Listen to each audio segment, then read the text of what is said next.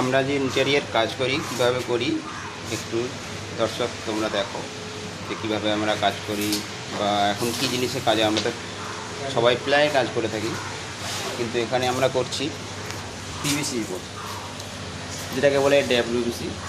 এর মধ্যে সানমাইকার প্রয়োজন হয় না।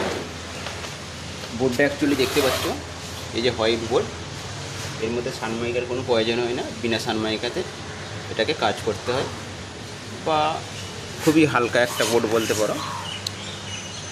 ওয়েটও বেশি নয়, প্লায়ের চেয়ে দ্বিগুণে অনেকই হালকা এটা।